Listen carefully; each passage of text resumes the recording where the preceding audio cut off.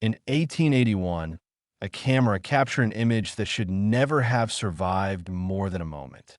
The photograph shows a young Hungarian actor seated in a richly decorated chair, while beside him stands none other than the King of Bavaria, one of the most powerful rulers in Europe, positioned like a subordinate.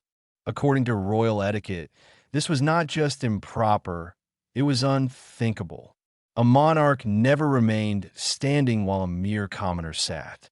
The only way such a picture could exist is if the man in that chair was far more than what the public was allowed to know.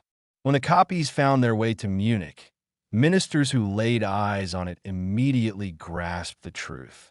This wasn't simply a breach of protocol. It was the unraveling of 2 decades of carefully hidden deception. The king's most dangerous secret, one long buried beneath ceremony and power, was now visible for all to see. That single photograph would set off a chain of events, leading to a deadly conspiracy that left 2 bodies drifting in a lake, a fisherman who accepted payment for his silence, and a mystery so deep that Germany still holds classified files about it today. You might know King Ludwig II as the Mad King, the eccentric monarch behind Neuschwanstein, the fairy tale fortress that inspired Disney's castle, perched high on a Bavarian cliff. More than 6 million visitors come each year to marvel at its towers and hidden rooms. But what those cheerful tours don't tell you is that every tower, every passageway, every concealed chamber was built with one purpose: to mask what the king was doing when he turned his life upside down, sleeping by day and living only at night. Ludwig had discovered something that, if revealed, would have destroyed him. And in the darkness, he could finally love as he truly wished. This is the story of how a single forbidden photograph exposed a secret kingdom, where a king who could not love women constructed an entire nocturnal world to hide his truth. In that world, newly invented electric lights illuminated underground grottos for midnight trysts, and servants were paid princely sums to forget what they saw. But inevitably, the wrong people uncovered what was happening in the shadows and decided the king had to be eliminated. June 13th, 1886. Lake Starnberg, Bavaria. 10:30 p.m. 2 bodies float in shallow water. One belongs to Dr. Bernhard von Gutten, Bavaria's most renowned psychiatrist. His face is scratched. His neck bears marks of strangulation. The other is King Ludwig II himself, 40 years old. His watch had stopped at 6:54 p.m. The official story declared a suicide by drowning. But Ludwig was a skilled swimmer, and no water was found in his lungs. The fisherman who discovered the bodies received unexplained payments for the rest of his life, and, curiously, rose to become mayor of his tiny town. To understand how a monarch ended up lifeless in a lake, why a doctor was strangled, and why a fisherman was bought into silence, we must travel back to the moment when a beautiful but doomed prince first confronted the truth about himself. Munich, 1863. Ludwig was just 18 when he met the man who would change and ultimately ruin everything. Prince Paul von Thurn-Taxis entered Ludwig's life dressed in the crisp uniform of an aide-de-camp, gold buttons gleaming, posture impeccable. Ludwig had seen handsome courtiers before. Bavaria's halls were filled with them. But Paul was different. When their eyes locked across the throne room, there was a spark, something electric, something that in 1863 had no safe name. Or rather, it had names, all of them dangerous. Within weeks, the two were inseparable. Paul would slip into Ludwig's chambers late at night after the palace had gone quiet. Their official letters remained stiff and formal, the language of rank and duty. Yet hidden in the royal archives, a few survive that were never meant for anyone else's eyes, letters that escaped the fire only because someone neglected to burn them. My dear and beloved Ludwig, Paul wrote in one, My heart beats only for you. When I see a light in your window, I know you are thinking of me. I am consecrated to you, body and soul." Ludwig's reply carried the same burning passion, words that, years later, would be twisted as proof of his madness. "You are the sun in my darkness. When you are away, I cannot eat, cannot sleep. I pace my chambers like a caged animal until you return." But palaces are never truly private. Servants have eyes, and servants whisper. Ministers kept their pens busy, recording every shift in the young prince's behavior. Within 6 months, whispers were already swirling through Munich's beer halls. The talk was dangerous but persistent. The heir to the Bavarian throne seemed far more interested in the company of his aide-de-camp than in any of the eligible princesses paraded before him. Something they decided had to be done. Queen Marie, Ludwig's mother, was the first to intervene. She summoned Paul for a private audience. What passed between them that day remains lost to history, but by nightfall Paul was gone, transferred to a post in Prussia, never to set foot in Bavaria again. For Ludwig, the departure was devastating. His first taste of love ended in heartbreak, and he learned a lesson that would follow him all his life. For him, love would always mean loss. Yet those months after Paul's exile brought another transformation, one that would shape Ludwig's future more than heartbreak ever could. Slowly, his daily rhythm began to shift. At first, he skipped morning appointments, then arrived late to council meetings. By winter, courtiers noticed that the prince was rarely seen before sunset. "His Highness," one minister complained in his notes, "appears to have developed an aversion to daylight itself." They thought it was grief. In part, it was. But Ludwig had discovered something during those stolen nights with Paul. Under cover of darkness, when proper society slept, he could drop the mask. In daylight, he was the perfect prince, the future king expected to marry, to produce heirs, to safeguard a dynasty. But at night, when the world slept, he could finally be himself. Then came 1864. King Maximilian II died suddenly, and at just 18 Ludwig became king of Bavaria. The crown weighed a mere 3.5 pounds, but to him it might as well have been a mountain. For now he was not only forced to hide who he truly was, he was expected to fulfill the one duty he could never carry out: take a wife, produce heirs, and preserve the Wittelsbach dynasty. The survival of a 700-year-old monarchy depended on a man who could not love women. They tried, of course. In 1867, relief swept through the court when Ludwig announced his engagement to Princess Sophie, the sister of Austria's beloved Empress Elizabeth. Sophie had every quality required of a queen: beauty, intelligence, grace. The wedding date was fixed for August 25th, Ludwig's own birthday, and invitations were sent across Europe. But as the day drew near, Ludwig unraveled. Once he postponed, then again. Finally, that October, he met Sophie in private and told her the truth, or at least enough of it. "I cannot do this to you," he admitted, according to her memoirs. "You deserve a husband who can love you completely. I'm not that man. I will never be that man." The engagement ended. Remarkably, Sophie seemed to understand. She never married, later claiming, "How could I, after being loved by Ludwig?" But she was mistaken on one point. Ludwig had not truly loved her. His heart already belonged to another. Richard Hornig first crossed Ludwig's path in 1866 through the stables. He was a groom, responsible for the royal horses, when the young king noticed him. Blonde, blue-eyed, with features that looked as though carved from marble. Hornig possessed the same beauty Paul once had, but with one crucial difference: his humble birth. Ludwig believed no one would ever suspect. Within a year, Hornig rose rapidly. First promoted to master of the horse, then made the king's personal equerry. Ludwig lavished gifts on him: lakeside property, a princely salary, and something far more telling: unrestricted access to his private chambers. In diaries discovered only after Ludwig's death, the king called him De Gallipa Menasla, the beloved of my soul.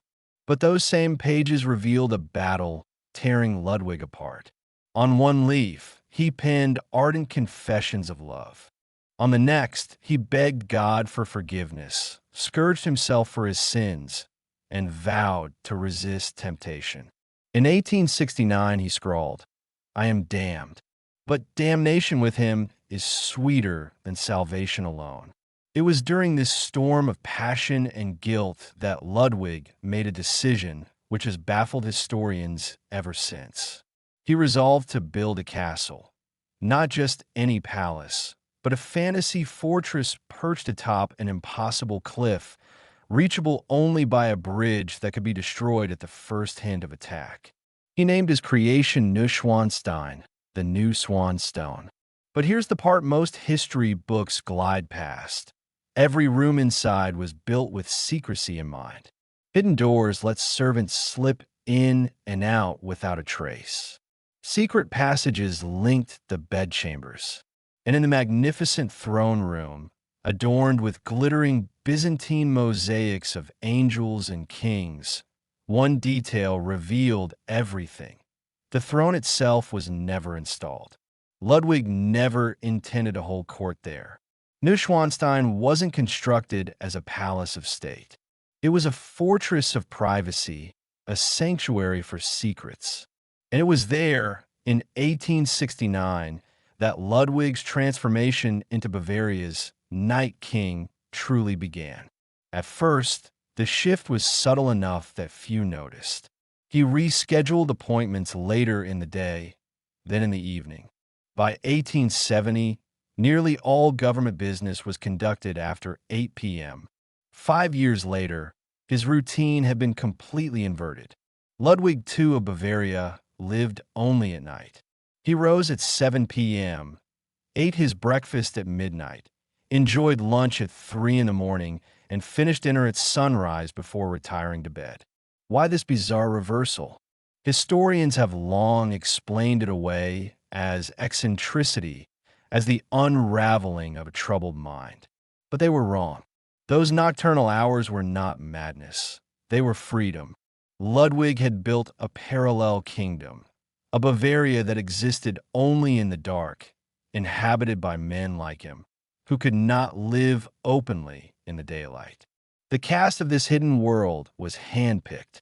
Richard Hornig, of course, was still by his side, practically living in the king's private chambers. But others joined the circle. Young actors recruited after late-night theater performances, musicians summoned to play concerts in the king's artificial Venus Grotto at Linderhof Palace. That grotto was no mere ornament. Built between 1876 and 1877, it was touted publicly as Ludwig's homage to Wagner's opera Tannhauser, where the hero descends into Venus's underground realm.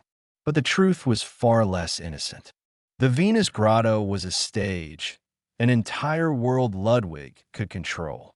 Imagine it, an artificial cavern stretching 90 meters, with an underground lake kept at a precise 28 degrees Celsius. Mechanical wave machines stirred the waters while hidden musicians played Wagner's melodies from behind false rock walls. And at the grotto's heart drifted a golden shell-shaped boat, where Ludwig floated for hours with his chosen companion of the night. What made it even more remarkable was the lighting. For his grotto, Ludwig commissioned Germany's very first private power station. Colored electric lights, an absolute marvel for the 1870s, bathed the cavern in shifting hues. Under red, it became the Venusberg, the mountain of sensual delight from Wagner's opera. Blue light transformed it into the fabled Blue Grotto of Capri, where Roman emperors once staged their secret gatherings. And at any moment, with a flick, The lights could vanish, plunging the grotto into absolute darkness should intruders approach. The servants who managed these spectacles were carefully vetted and rewarded with salaries that bordered on outrageous. But even extraordinary pay could not guarantee silence. By 1880, unsettling rumors were reaching the ears of Ludwig's ministers. Reports claimed that the king demanded private dances from young male attendants, stripped of their uniforms. One particularly venomous report, filed by a disgraced valet seeking revenge, described scenes that would later be paraded as evidence of the king's madness. According to him, His Majesty commands performances that would shame a Roman emperor. Youths, chosen only for their beauty, must dance before him wearing nothing but garlands of flowers. He watches from a throne, his eyes shining in the candlelight, sometimes calling one close to whisper private commands. Such allegations might have stayed locked away in dusty ministerial files had it not been for what occurred in 1881, the event that set Ludwig's downfall into motion. That year brought a new figure into his world, Joseph Keynes. He was just 23 when Ludwig first saw him on stage at the Munich Court Theater. Keynes was performing as Didier in Victor Hugo's Marion Delorme. By most accounts, his acting was solid but not remarkable. Yet, for Ludwig, the performance changed everything. Something about Joseph Keynes gripped the king instantly. That very night, Ludwig sent for him. For most actors, a royal summons to meet Bavaria's increasingly reclusive monarch, famous for his eccentricities and troubling requests, would have been terrifying. But Keynes was not most actors. He was ambitious, curious, and intrigued by the mysterious ruler who had chosen to live in darkness. Their first meeting stretched until dawn. What passed between them remains a mystery, but within a week Ludwig had invited Keynes on a journey to Switzerland. Not as an entertainer, but as a companion. The trip in May 1881 was meant to be secret. Ludwig traveled under the alias Count von Berg, with Keynes posing as his secretary. Yet in his infatuation, Ludwig made a fatal mistake. He allowed a photographer in Lucerne to capture their portrait. And that photograph, would become his undoing. In the image, Keynes sits in an ornate chair, casual, at ease, one hand resting on his knee. Standing beside him is Ludwig, King of Bavaria, in the role of an attendant. The breach of protocol was damning enough, but it was their expressions that spoke volumes. Keynes stares directly at the camera with a slight, confident smile. Ludwig, however, isn't looking at the lens at all. His gaze is locked on Keynes, and on his face is the unmistakable look of a man utterly, helplessly in love. When copies of the photograph made their way back to Munich, the king's ministers were horrified. This wasn't merely scandal, it was revelation. Ludwig's secret, guarded for nearly 2 decades, was suddenly visible to all. Count Maximilian von Hohenstein, once Ludwig's friend, but now his political adversary, saw his chance. He began assembling evidence. Not only the incriminating photograph, but testimonies from disgruntled servants, receipts for extravagant gifts showered on male companions, and most damning of all, stolen excerpts from Ludwig's personal diary, obtained by a valet who had been bribed. Still, Hohenstein knew that accusations of homosexuality alone would not bring down a king. In Bavaria, such matters, while whispered about, were often overlooked among nobles if kept discreet. To remove Ludwig, Hohenstein needed something stronger, proof of madness. Enter Dr. Bernhard von Gudden, Bavaria's most celebrated psychiatrist and a man with ambitions of his own. Gudden had never examined Ludwig, never even spoken to him. Yet in March 1886, he produced a detailed psychiatric report. It was a document of breathtaking malpractice. Every eccentricity was twisted into a symptom. His reverse sleep schedule became evidence of dementia. His private theatricals, delusions of grandeur. His passion for men, contrary sexual instincts indicating moral insanity. But beneath the clinical phrasing, the report said something far simpler. Ludwig II was not insane. He was inconvenient.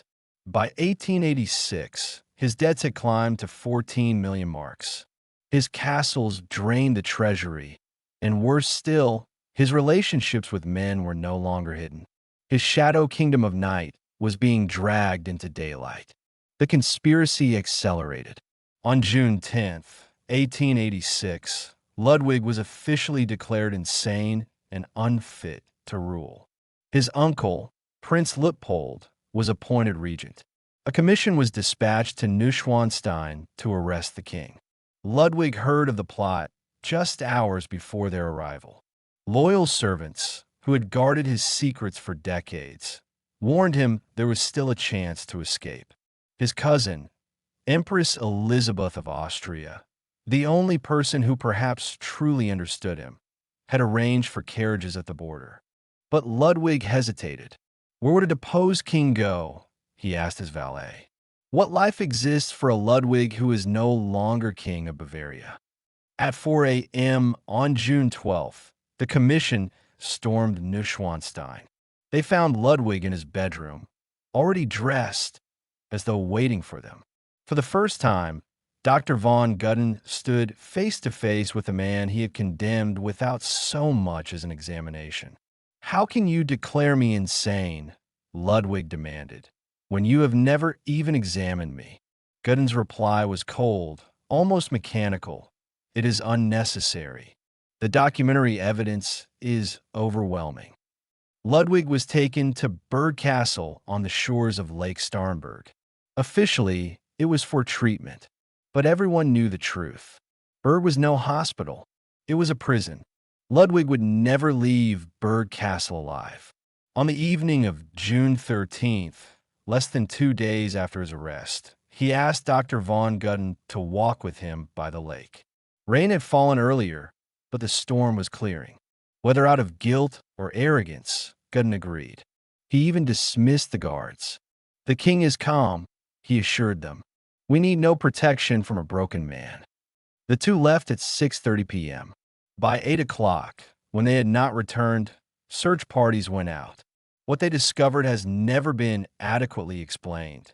Both men were found in waist-deep water, about 25 meters from shore. Ludwig's watch had stopped at 6:54. Gudden's at 8:10. The doctor's face bore scratches, and his neck carried the marks of strangulation. The official verdict was rushed out within hours, murder-suicide. The king, they said, had strangled Gudden before drowning himself. Case closed. But nothing about the scene added up. Ludwig was a strong swimmer. Many witnesses testified to this. The water was shallow. He was discovered floating face down, yet his lungs contained no water. His coat vanished immediately after the autopsy and was never seen again. Countess Josephine von Werth, who claimed to have glimpsed it before it disappeared, swore it had 2 bullet holes in the back. And then there was Jacob Little, the fisherman who discovered the bodies. Within a month, he had money enough to purchase property. Within a year, he was mayor of his village. He never spoke publicly about that night. Yet in private papers found after his death, he left a chilling account. The king was escaping. I had a boat ready. As he waded toward me, I heard the shot. He fell forward into the water. I was told, if I value my family's lives, I saw nothing but 2 drowned men. Who fired that shot? Who gave Little his orders? Who paid for his silence? We'll likely never know. Some files relating to Ludwig's death remain classified by the Bavarian government even today. In 2007, when researchers requested access, they were told the documents were still too sensitive for the public. But perhaps the greater mystery is not how Ludwig died, but why he had to die at all. He had already been deposed, already branded insane. What danger could a powerless king pose? Unless he wasn't powerless at all. Unless he carried secrets, gathered over 2 decades of midnight gatherings. Secrets about men in the nobility who feared exposure. Unless his very existence was a threat to those who had shared his darkness but lacked his courage to live it. The aftermath was swift and merciless. Ludwig's private papers were seized, most consigned to flames. His knights' servants were pensioned off handsomely, but bound to silence. The Venus Grotto was closed for renovations that lasted years. Richard Hornig, the beloved of my soul, vanished from court immediately, living 30 more years in quiet obscurity, never once speaking of his king. Joseph Keynes returned to the stage and became one of Germany's celebrated actors, but never again in Bavaria. In 1910, shortly before his death, when asked about Ludwig, he said only, "The king was the loneliest man I ever met. He built castles in the air because the real world had no place for him." And yet, the strangest irony lies not in his death, but in what survived. The castles Ludwig raised from his dreams, Neuschwanstein, Linderhof, Herrenchiemsee, endured. The very government that declared him insane discovered quickly that his follies were treasures. Within years, they opened the castles to tourists. Today, Neuschwanstein alone earns Bavaria over 50 million euros each year. The monuments Ludwig built to house his secret life have repaid themselves 100-fold. The so-called Mad King, who turned night into day and carved his longing into stone, left behind Bavaria's greatest wealth. Millions now pass through his fairy tale halls, snapping photographs of towers and grottos, buying postcards of the dream world he created. They see everything except the truth. They do not see the man who built those castles as a refuge, a king desperate for love, who remade his life around darkness so he could be himself. The waters of Lake Starnberg still hold their silence. Yet on certain foggy nights, locals whisper, strange lights still shimmer across the waters where the king died. Not the harsh glow of electricity, nor the flicker of torches, something softer, like moonlight where no moon hangs in the sky. They say it is Ludwig, still reaching for that boat, still trying to flee toward a world where kings might love whom they choose. A world where night could be day, and fairy tales might finally be real. The Mad King is gone, but long live the Dream King. Today, his legacy brings Bavaria over 50 million euros every year. What his enemies once mocked as folly has become the crown jewel of the region. Every Disney castle, every Instagram snapshot, every ticket purchased to wander his stone fantasies is, in truth, a monument to a man who was destroyed simply for being himself. In 1886, only days after Ludwig's mysterious death, his cousin Empress Elizabeth of Austria wrote in her diary, "They killed him not because he was insane, but because he was free. And freedom, true freedom, has always been the one thing power cannot bear to tolerate." Ludwig II was only 40 when he died, and he spent fewer than 200 nights within the castles that bankrupted his treasury. Yet in those stolen hours between dusk and dawn, in that kingdom of shadows he carved out for himself, he lived more honestly than most monarchs ever dared. The waters of Lake Starnberg still hold their silence. The Bavarian government still locks away files from that night. And more than a century later, 138 years on, we are still walking through Ludwig's dreamscapes, still trying to grasp the truth of a king who loved in darkness and perished in the light.